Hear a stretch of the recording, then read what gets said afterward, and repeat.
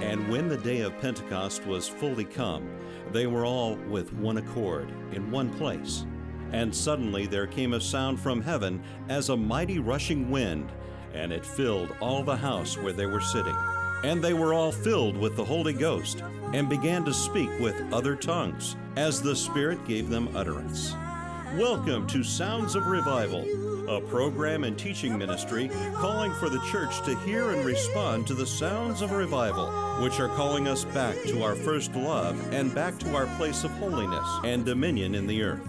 Sounds of Revival is brought to you by Greater Love International Church and Revival Center, located here in the city of Indianapolis at 6433 East Washington Street, where the pastor and founder is Bishop Perry E. Jackson. And now, Sounds of Revival. God bless you and welcome to our program, Sounds of Revival, brought to you by Greater Love International Church and Revival Center.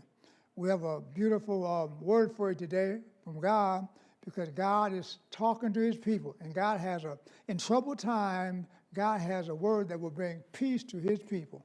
Amen. But prior to going into our word for today, we're going to do a song, minister in song, and the name of the song is It's in My Heart.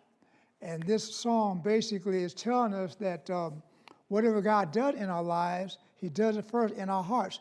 And when God brings about a work in our heart, as the Bible says, of course, in 2 Corinthians chapter 5, verse 17, if any man be in Christ, he's a new creation. Old things have passed away and all things have become new, because God did something new on the inside of us. So right now, prior to going to our message, we're going to do a song entitled, It's in My Heart. And after the song, we will be right back. God bless.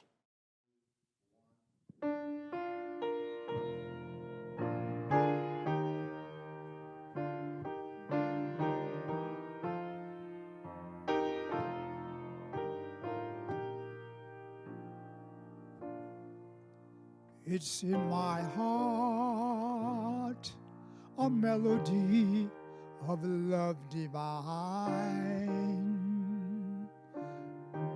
It's in my heart, I am his and he is mine. It's in my heart, that is why I sing and I shout. It's in my heart, it's in my heart. You ask me how I know God is real. You ask me how does the Holy Ghost fire make you feel. You ask me why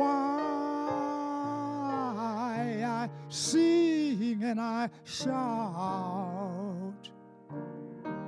It's in my heart. This fire's in my heart. The Lord has done so much for me. He opens doors, keeps on opening doors I cannot even see. And he always gives me the victory. And he puts it in my heart. It's in my heart. And that is why I can't help but sing and shout. It's in my heart. Revival fire, reviving fire. It's in my heart. You ask me why I sing and shout. it's in my heart. This revival fire, reviving fire, Holy Ghost fire, it's in my heart.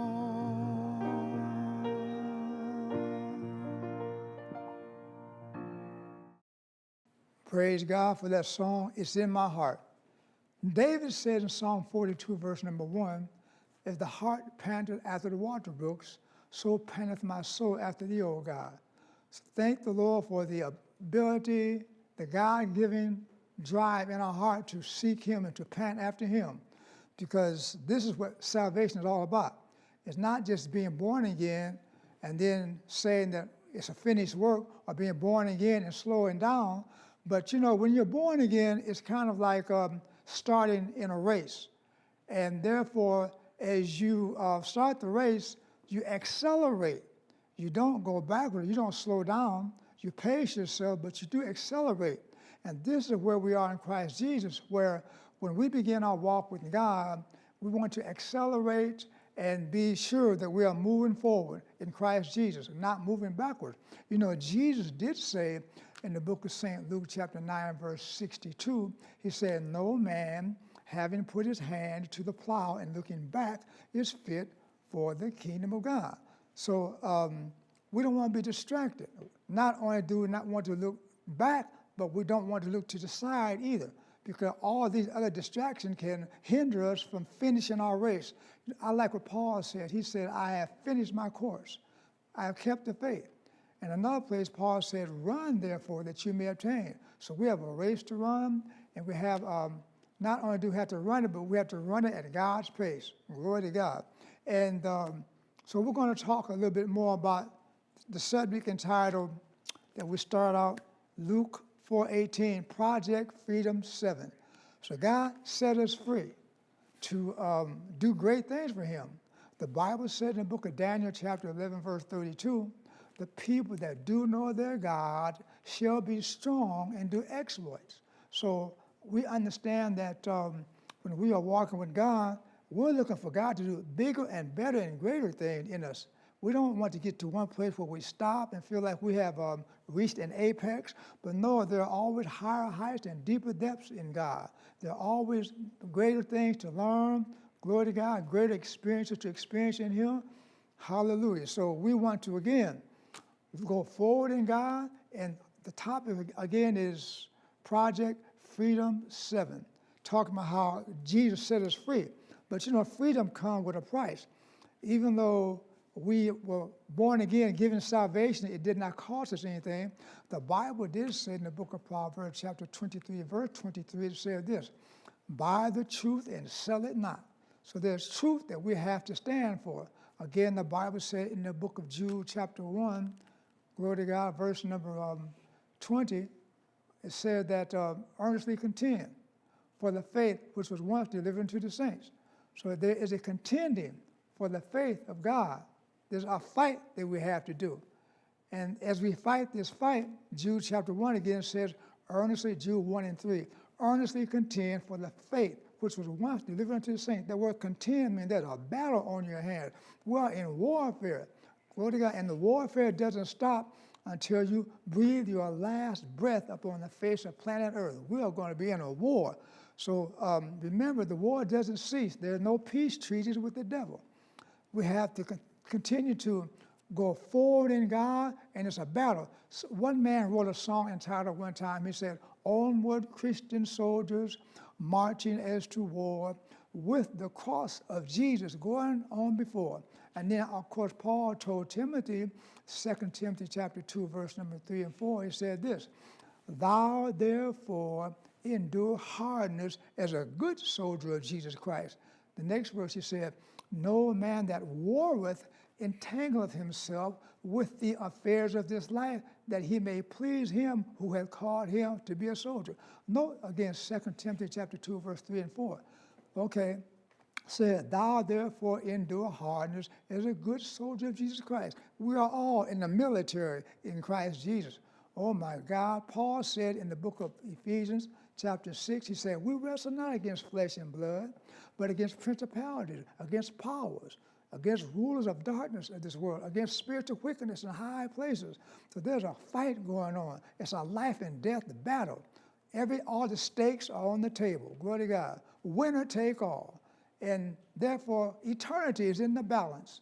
So again, 2 Timothy chapter 2, verse number 4, Paul said this. He said, now, no man that warreth entangleth himself with the affairs of this life, that he may please him who had called him to be a soldier. So this thing about entangling yourself with the affairs of this life, and remember we just quoted a few moments ago, St. Luke chapter 9, verse 62, Jesus said, no man having put his hand to the plow and looking back is fit for the kingdom of God. That's one way you can be distracted by just turning around. But then there's another distraction that Paul talks about in 2 Timothy chapter 3, verse number 4. He said this. He said, now no man that warreth entangleth himself. Note that we're entangled. We cannot find ourselves entangled with the things of this world. And there's so many things that we can get entangled in. Luke 4:19, the Bible said this. Actually, Mark 4:19, it said this, that the cares of this world, the deceitfulness of riches, the lust of other things entering in, choke the word and become unfruitful, it become ineffective. That word of God in you, cares of this world, just natural things, legitimate cares. Listen again, Mark 4:19, still talking about how you stay focused and don't be distracted and don't turn back. Jesus said this, again, Mark 4:19. He said, glory to God, that we should, talks about the cares of this world. Remember, just legitimate cares, the cares of this world, the deceitfulness of riches, the lust of other things entering in, choke the word. They crowd out the word. So you have natural things. Again, the Bible did say in the book of 1 Peter chapter number 5, verse number 6 and 7, it said this, casting all your care upon him, for he cares for you. Cast your care on him.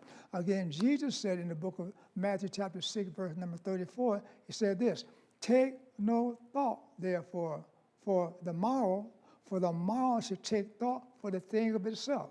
Sufficient unto the day is the evil thereof. You got that? Okay, let's go to Matthew chapter 6, 34 again. We're still talking about don't get distracted and don't lose your vision and don't get off track. But many people think it's a big thing that gets you off track.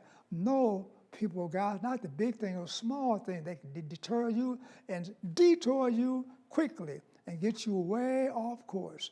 So as, again, Mark 4:19, okay, talks about the care of this world, the deceitfulness of riches, lust of other things, entering in, choking the word, and you become unfruitful. God began to lose power in your life. The Bible said in the book of the Song of Solomon, chapter 2, verse number 15, it said this, take us the foxes, the little foxes that spoil the vine. So these little things, many times when we're fighting a battle with the devil and trying to walk with God, we're looking for the big things, the big 10, like the 10 Commandments, like thou shalt not steal, thou shalt not kill, thou shalt not commit adultery, thou shalt not lie, and we kind of watch those things. Those are not the only thing that can throw you off track. Those are not the only thing that can stop you dead in your tracks in your Christian walk. Again, Song of Solomon 2:15, take us the foxes, the little foxes that spoil the vine. So a little thing to get you sidetracked and distracted. And it has been said that big doors swing on small hinges. And so those small things have wiped out many Christians because they weren't watching. Jesus did say in the book of in the book of Matthew chapter 26, verse 41, Matthew 26, verse 41, Jesus said this. He said, watch and pray that you enter not into temptation. For the spirit indeed is willing, but the flesh is weak. So you're supposed to watch. But remember, too many times we're watching for the wrong things. We're watching for things that we can perceive with our natural eye. What we're saying here is that you look on in this Christian walk, if you want to continue this walk, this freedom walk that Jesus Christ puts you in, remember the topic is Project Freedom 7. Jesus came to set the captives free and to keep you free and to show you how to walk free in God and to live free in Him and to be able to accomplish his destiny that he has destined for your life. It is said in the book of Jeremiah chapter 1 verse number 5, before I formed you in the belly, I knew you. And before you came forth out of your mother's womb, I ordained you and sanctified you, a prophet to the nation. Before you were born, God had an assignment on your life. His assignment was you to be free. His assignment was you to do what he told you to do without Satan walking on you, but you walking on the devil. The Bible says in the book of Revelation chapter 21 verse number 7, it said this, he that overcometh shall inherit all things. I will be his God, and he will be my son. But the fearful, unbelieving, abominable murderers shall have their part in the lake that burneth with fire and brimstone, which is the second death. Again, Revelation chapter 21, verse 7, he that overcometh. So when Jesus Christ set you free, we talked about on this chart, the various things that God set you free from. You are overcomer. You are overcomers of sin. Sin should not overcome you, but you overcome sin.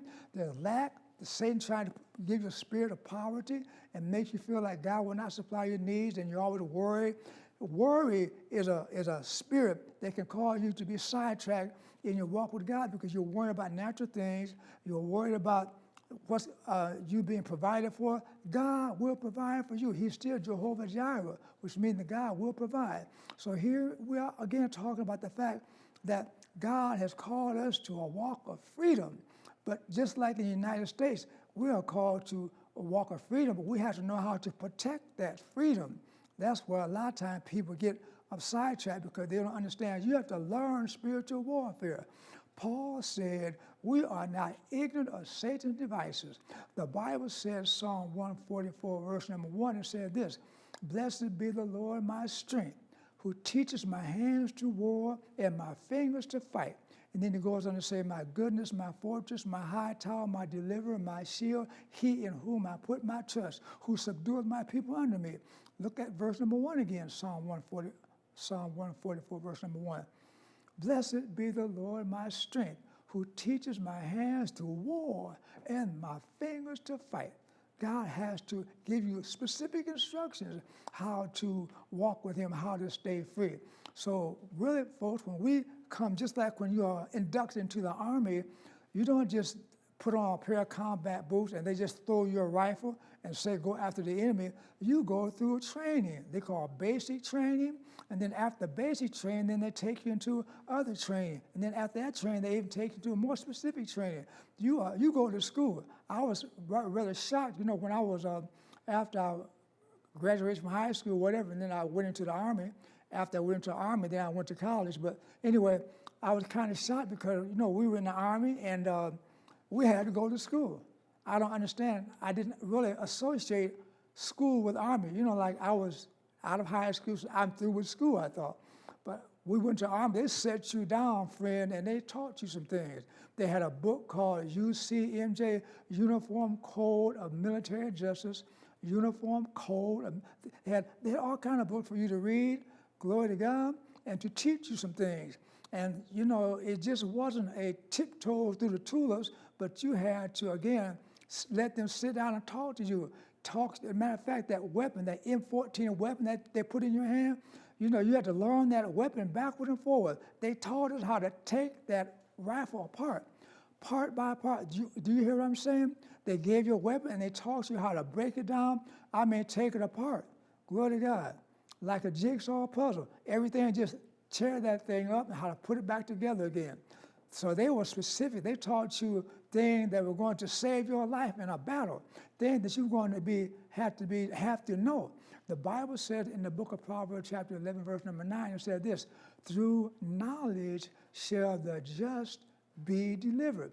So we have to have knowledge. So what we're saying here, Jesus Christ wants to give us knowledge, and he wants to have us to have a mentality of students. Though you are a soldier, you are also a student.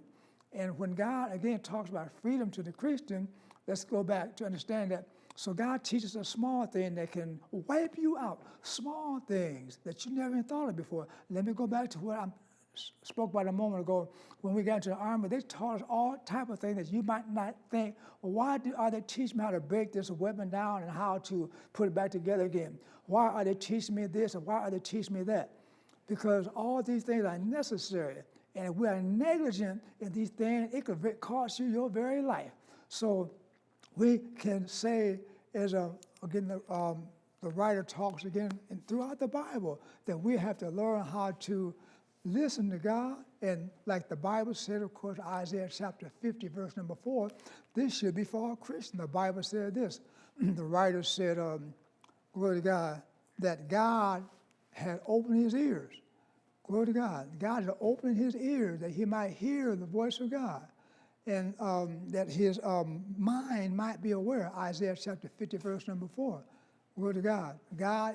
He said, God is opening my ears that I should know how to hear as the learned. He wakeneth morning by morning. He wakeneth my ear to hear as the learned. So thank God that we can believe that the Lord is on our side, and that God wants to, as the Bible said in the book of St. John chapter 16, verse number 13, howbeit when he, the Spirit of truth, is come, he will guide you into all truth, for he shall not speak of himself, but whatsoever he heareth, that shall he speak, and he will show you things to come. No, howbeit when he, the Spirit of truth, is come, you see John 16, 13, but if you look back at the verse just before that, John 16 and 12, he said this. Now listen to this, John 16, 12 said this. Jesus said, I have many things to say unto you or to teach you, but you cannot bear them now. Okay? And then he said, howbeit when he, the Spirit of truth, is come, he will guide you and teach you into all truth. So he's going to teach you. So there's progressing. Again, he said, I have many things to say unto you, but you're not ready for them yet. I have to take you step by step, one step at a time. Again, the Bible said in John 14, 26, he said this, but the Comforter, which is the Holy Ghost, whom the Father shall send in my name, he will teach you all things. Let me slow down. John 14, 26. Glory to God. But the Comforter, which is the Holy Ghost, Jesus is talking here. But the Comforter, which is the Holy Ghost, whom the Father shall send in my name, he will teach you all things and bring unto your remembrance all things whatsoever I have said unto you. Jesus himself, when he was on earth, they didn't call him preacher, they called him rabbi, which means teacher. So the value of us being able to understand that the importance of God being able to set us down, I mean, it's good to run and it's good to walk, but God had to set us down also. It's good to be a student. There are times because being taught is just as important as running. Being taught is just as important as walking with God. Because the Bible said, of course, in Isaiah chapter 46, verse number 10, Psalm 46:10, said this, be still and know that I am God. So thank the Lord for this balance in our walk with God, that we have to learn how to slow down. And like the Bible said in Isaiah chapter 30, glory to God, verse number 7, their strength is to sit still. Did you get that? It's interesting, okay? Their strength is to sit still. Of course, we think in the Christian battle world, there's activity, there's war, there's taking the sword of the Spirit, and we have the helmet of salvation, and we have to pray. But again, Isaiah chapter 30, verse 7, their strength is to sit still. Why are you sitting still? So God can talk to us, that God can refresh us, that God can renew us. And you know, sometimes when we're walking with God, you may have read through the whole Bible 30 or 40 times, but you still, the assignment of the Holy Ghost upon our life is found again in the book of St. John chapter 14, 26. It said this again. It said, but the Comforter, which is the Holy Ghost, whom the Father shall send in my name, he will teach you all things. The assignment of the Holy Ghost in our life is to teach us something, but he cannot teach us on the run. Amen. We have to get to a place of quietness and settle down and say, Holy Spirit, teach me. Glory to God. But here's the thing. He said he will bring into your remembrance all things whatsoever I've said to you. What we're saying, no matter how many times you read the Bible, you need to read it again. He will bring into your remembrance whatsoever thing I've said to you. Because, see, God did not give any of us a photographic memory. He's just not passing out photographic memories. We have to learn and relearn and review. The Holy Spirit will even take you into review sometime to refresh your memory. So praise God, we never outgrow our need for being student-minded and having a mentality, God, just sit down and talk to me and refresh my memory, point me in the right direction, lead me and guide me, glory to God, in the way that you want me to go. He will do that. So we're free, but now after you're free, then you're in the army and you're in a place where we need to understand that God wants to talk to us and he wants to really give us some instructions. Psalm 32, verse 8, I will instruct thee and teach thee in the way which thou shalt go. I will guide you with my eye. So remember, it's important to let God talk to us, but you can't, he won't talk to you on the run. Be still, even in your prayer closet, and let God talk to you. Don't you do all the talking in your prayer closet. Let God talk. God bless, and we'll talk to you next time. Hello, this is Bishop Jackson here again with my lovely wife, Darisa.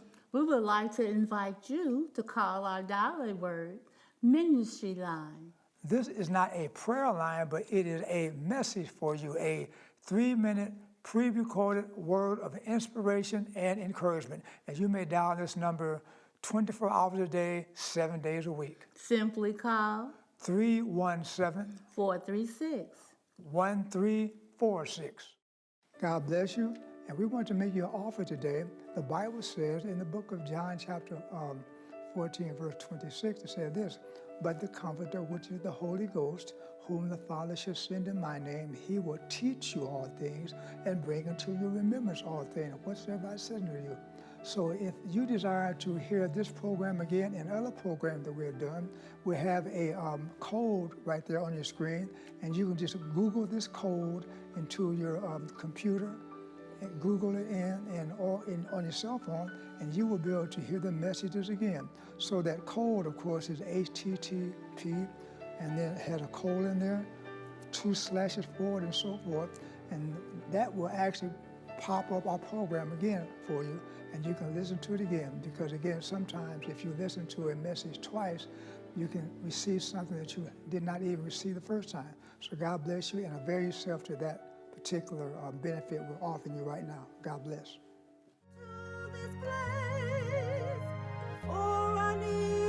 Sounds of Revival was brought to you by Perry Jackson Ministries and Greater Love International Church and Revival Center in Indianapolis at 6433 East Washington Street. Worship Sunday at 8 a.m. and 10:30 a.m., Tuesday Bible class at 7:30 p.m., and Saturday morning Bible class and communion at 8 a.m.